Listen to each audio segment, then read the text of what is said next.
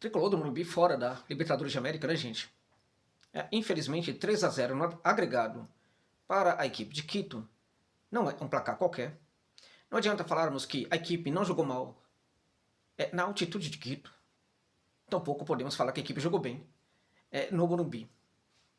Porque foi 3-0, né? 3-0 em 180 minutos.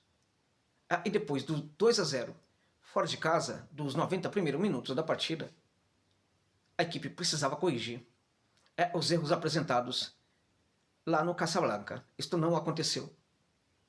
Tivemos hoje um São Paulo que foi um time extremamente mal organizado, fruto ainda da dificuldade do Hernan Crespo, tá?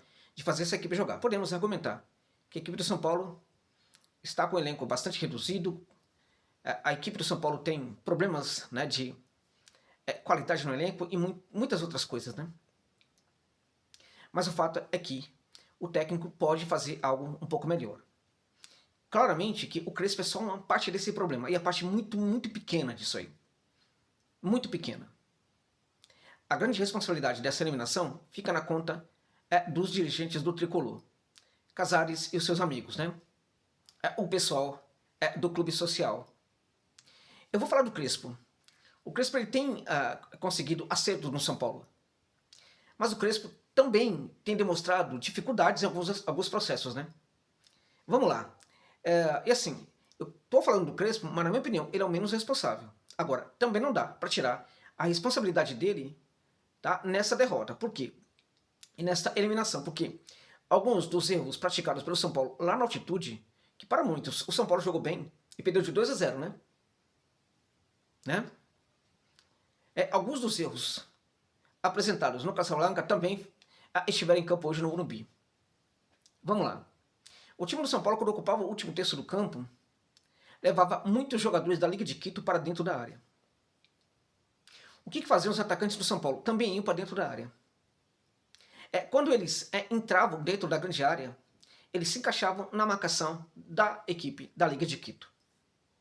Era raro o momento em que tínhamos jogadores ali se apresentando à frente da área para receber essa bola, para que o São Paulo pudesse arrematar de distância média, né? Isso nem sempre acontecia. Quando acontecia, né? Quando tínhamos jogadores, porque é curioso, né? O São Paulo não deixava quase ninguém na defesa. Quase ninguém. Então o que acontece? Quando tínhamos jogadores ocupando ali o espaço fora da área, não recebia essa bola. A bola não era voltada para trás.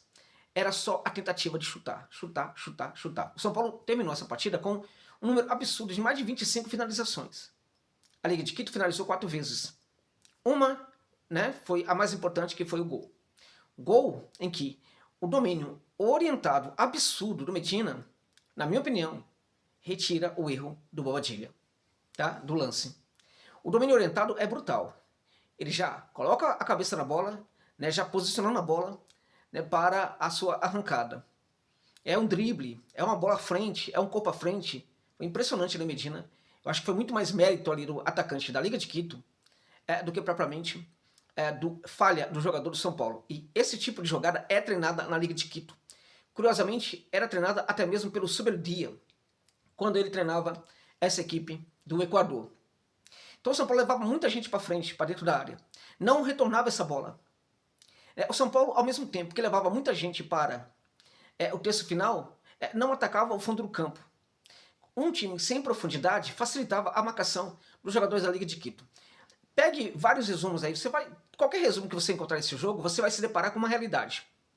O São Paulo, a LDU de Quito, tinha muitos jogadores, um próximo ao outro, dentro da área, e tinha, ao mesmo tempo, vários jogadores do São Paulo também dentro da área. Uma equipe que coloca muita gente, né, protegendo a pequena área, ela vai ter problemas se o adversário atacar a profundidade. Isso não acontecia. Infelizmente, eu preciso pontuar para vocês. Isso é um problema do técnico. Com todas as limitações que o elenco possa ter, que na minha opinião não é tudo isso. O elenco do São Paulo, mesmo que entrou em campo hoje, tá, não é um elenco ruim para perder de 3-0 no agregado para a Liga de Quito. Mas esse problema que a gente teve hoje, a gente teve também lá no Casablanca. A equipe tem dificuldade para atacar o fundo. Então, isso deveria ser treinado. Não adianta colocar pontas velozes, eles sempre vão cortar para dentro, tá? E aí muitas vezes tinha jogador batendo cabeça com jogadores ali, né? Não adianta também ter velocidade para um tipo de jogo em que,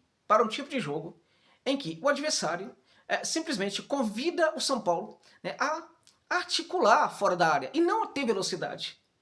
Tá? Qual é um efeito colateral da velocidade? Quando você não tem espaço para isso. Né? Quando a equipe não tem espaço para praticar o jogo da velocidade, ela vai. Se ela não for bem orientada, o jogador acha que, né, como ele não tem a velocidade para praticar naquele momento dentro de campo, ele acha, mentalmente ele se equivoca, né? Auto-engano, mas ele acha que esse jogo da velocidade está sendo praticado quando ele tenta resolver a partida, a jogada o mais rápido possível. Resolver a jogada o mais rápido possível, na mente do jogador, né, é o jogo da velocidade, que ele não está fazendo, porque não tem espaço para isso, então na cabecinha dele, né, ele substitui uma coisa pela outra. Né? Eu continuo a praticar o mesmo tipo de jogo. Né? Como é que eu faço para resolver isso, para praticar o mesmo tipo de jogo? Eu faço tudo rápido. Eu finalizo de qualquer jeito. Foi precisamente o que a gente viu no São Paulo hoje. E foi também o que a gente viu no São Paulo, lá no Casablanca. Né? Inúmeros erros nesse sentido. É impressionante, foi brutal e foi amador. Desculpa, foi amador. Então veja, se o técnico não conseguiu corrigir isso a partir do jogo de Quito, para treinar a equipe, para praticar um jogo diferente, né, pelo menos deveria verificar esse problema no jogo de hoje. Isto não aconteceu. Não aconteceu. Tá? Tô falando do Crespo, mas vou falar também de outras questões aí. Porque, na minha opinião, jogador bom, jogador ruim, jogador que erra, que não erra, jogador que se esconde, não esconde e tal, para mim tudo isso tem a ver com esquema tático. O fato é que o esquema tático do São Paulo não entrega a qualidade hoje. Tá? Não entrega. Antes entregava? Nem tanto. Mas tinha mais segurança. Tá? Isso significa que o Superdia é melhor que o Crespo? Não necessariamente. Não necessariamente. Quem são os grandes responsáveis pela eliminação do São Paulo? Quem dirige o São Paulo. Quem vende jogadores. E quem contrata jogadores que não estão necessariamente num momento tão bom assim. Tá? Você sabe, o Dinenho entrou em campo hoje, né? Enfim, o São Paulo mandou embora um técnico que para muitos era horrível. E vamos combinar, tinha partida do São Paulo que era difícil de ver. Muito difícil. Eu fui convidado a um podcast lá com o Tirone e o Arnaldo, e eu comentei naquela ocasião sobre essa Liga de Quito. Como esse time aí era complicado. Eu falei na ocasião que o Racing era um dos favoritos para conquistar a Libertadores, e eu pontuei a Liga de Quito como um time muito difícil. Naquele podcast eu falei algo sobre a confiança do Zubeldia na conquista da Libertadores. Isto era conversado com os jogadores todos os dias. Tá? A grande prioridade do técnico era a conquista da Libertadores. Só que o São Paulo não estava bem. Né? O São Paulo poderia ser rebaixado no Brasileirão? Para com isso. Tem tanto time pior que o São Paulo. É claro que você que é torcedor, você não consegue perceber, porque você não acompanha muitos outros. Eu acompanho. Tem muito candidato ao rebaixamento. Né? Então veja, no Brasileirão o time estava mal. Tá? Na Libertadores o time estava bem. Você concorda que o São Paulo talvez não tenha elenco para as duas competições? Eu acho até que pode ter. Mas de cada 10 torcedores do São Paulo, 10 acreditam que o São Paulo tem um elenco de baixa qualidade. Ok? Então, se você acredita nisso, precisa combinar comigo que não dava para a equipe conquistar as duas competições. Né? Campeonato Brasileiro e Libertadores de América. Tudo bem? Ok. Então o que acontece é o seguinte, o São Paulo seria rebaixado? Fala honestamente, você acha mesmo que seria? Olha para a tabela, olha para o Sport, olha o Fortaleza, olha o Juventude, você acha mesmo que o São Paulo está pior do que essas equipes? Claramente que não. Tá? Então, o São Paulo poderia sobreviver no Brasileiro e priorizar a Libertadores de América. Então veja, mas você é torcedor, você pensa muitas vezes, não com a cabeça, mas com o coração, e está correto, é torcedor. Você analisa com a subjetividade, está correto, você é um torcedor. Você analisa as coisas com o fígado, muitas vezes, com as emoções, está tudo muito bem. Você é torcedor. E o dirigente, o que é? É um torcedor também, é um amador. O dirigente deve pensar de forma diferente. O dirigente do São Paulo deveria considerar justamente essa questão. O time está muito bem em uma das competições e pode perfeitamente conquistá-la ou chegar ali à fase final. Como é que esses caras resolvem mandar o técnico embora? Você, torcedor, estava aí apelando para que o Zubeldia saísse. Você tem razão, porque você é torcedor. Claramente que tem alguns youtubers aí, no caso, alguns influencers, né, que também ajudaram nessa pressão para a saída do Zubeldia. Cadê esses influencers agora? Muitos que estão aqui agora, né, assistem os vídeos, né, as lives, se influenciam por esses caras, né? E agora? Eles falavam o tempo inteiro, né, que tinha que mandar embora, tinha que mandar embora e tudo mais. Irresponsáveis. Mas essa gente também atua na pressão. Porque essa gente, para agradar também a essa gente, os dirigentes simplesmente tomam decisões, né, com base nas emoções, né? Então a questão é, horrível como estava, tinha algo funcionando. Este é o ponto. Tem que ter objetividade, clareza para entender essa situação e manter o trabalho que está funcionando em algum ponto. E eu diria para você, seria complicado eliminar o São Paulo da Libertadores. A confiança do Zubeldia era um negócio impressionante. Eu conheço o Zubeldia. Né? Quando ele mantém aquele tipo de conversa, consegue trazer o elenco para uma proposta, e a proposta era, vamos ganhar a Libertadores. O São Paulo poderia estar muito mais fortalecido neste momento. Tá? É claro que eu entendo que você não tem saudade do Zubeldia, e o São Paulo jogava mal mesmo em vários momentos. Mas vamos lá, o São Paulo está jogando bem mesmo agora. Quanto à Liga de Quito, jogou bem? De verdade? Jogou nada. Nos 2 jogos jogou mal. Tá? Lá teve domínio, mas a Liga fez, né, aquilo que precisou, fez 2 gols. Né? A Liga olhou, analisou o jogo do São Paulo, deu espaço para o São Paulo, mesmo na altitude, o São Paulo tentou trabalhar os espaços que foram cedidos pela Liga de Quito.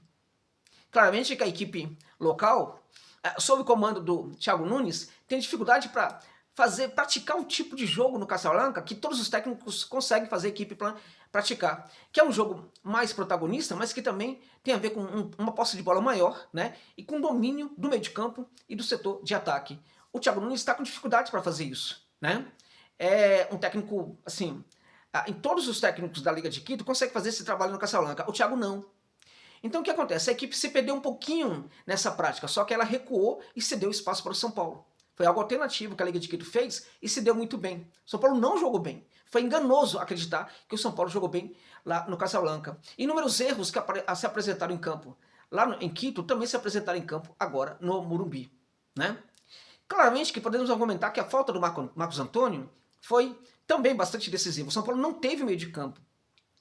Perdeu o meio de campo, mas olha o elenco do São Paulo, olha os jogadores que estavam no meio de campo. Não dá para uma equipe, né, se dar muito bem, se conseguir vencer partidas, se classificar e fazer, enfim, chegar à fase final de uma competição por ter apenas um jogador. Claramente que se o São Paulo depende tanto assim de um jogador, tem problema também com esquema tático. E tem, né? Porque a dependência do Marcos Antônio parece excessiva. Ela existe e é excessiva. E se é excessiva é porque tem problema de ajuste. Quando falta um grande jogador, né? Se outros jogadores não podem entregar, né, as ações que o Marcos Antônio pratica em campo, então isso tem que ser pulverizado aí em outros atletas. Isso é trabalho de quem? Da comissão técnica. E não foi feito pelo técnico Hernan Crespo. Crespo, contudo, é o menor responsável, porque ele está chegando ainda, mas ele precisa abrir o olho, porque o trabalho dele, na minha opinião, até o momento não é bom. Claramente que aqueles que falavam, agora o Crespo chegou, vai mudar, os influencers, né? Nesse momento estão com dificuldade para argumentar alguma coisa, né? Ou daqui a pouco vão começar a pedir a saída do Crespo também. Pois é, né? O fato é que dirigentes têm que pensar com a cabeça fria. E tem que tomar muito cuidado também com esses influências de M que atrapalham bastante, né, o clube. São Paulo foi eliminado por causa do Casares. São Paulo foi eliminado por causa dos amigos do Casares. São Paulo foi eliminado porque há uma máfia que controla o São Paulo hoje. Tá? Essa máfia ligada ao clube social está pouco se lixando para o futebol. Né? São Paulo foi eliminado por causa disso. Foi eliminado pela decisão irresponsável de mandar o técnico embora aqui. Você pode achar que é horrível. Eles, dirigentes, olhando para os números, não deveriam achar a mesma coisa. Tá? Então essa é a verdade. São Paulo foi eliminado, infelizmente, no Morumbi. Né? Dá para imaginar que muitos estão achando que foi apenas circunstancial, afinal de contas o time teve tantas chances. Olha, analisa, olha para as chances, olha para o lance, para o fato de que quando o time está entrando na área, tem 30 jogadores dentro da área e 60 jogadores da liga, tem 3 jogadores do lado de fora, a bola não é passada para esses jogadores, não é passada. Essa situação é tão mal feita que na única vez que um jogador que estava fora da área tentou, no lugar de arrematar, tentou passar. Né, fazer um passe. Para quem? Para o jogador que estava dentro da área. Entenda isso. Entenda. Tinha 30 jogadores da liga dentro da área. Tinha 30 jogadores do São Paulo dentro da área. Aí o jogador pega a bola fora da área. Em vez de chutar, o que ele faz? Ele vai jogar a bola para dentro da área de novo, gente. Né? E é claro que não vai funcionar. Por quê? Porque os jogadores da liga estão de frente. Então, antes de achar que o Bobadilha foi o grande enfim, problema daquele gol que a equipe do São Paulo levou, pensa nisso. A bola é alçada para dentro da área e vai encontrar, ela vai de encontro aos jogadores da liga que estão de frente para a bola. É claro que numa situação dessa, né, vai ter uma saída ali, vai ter uma recuperação dessa bola e uma saída rápida, que era tudo que a LDU queria. Então a proposta da LDU foi perfeita, a do São Paulo não foi. Isso também tem a ver com o Crespo, embora ele seja o menos responsável pela eliminação do São Paulo. São Paulo é um barco à deriva, gente. Ninguém sabe, infelizmente, para onde vai.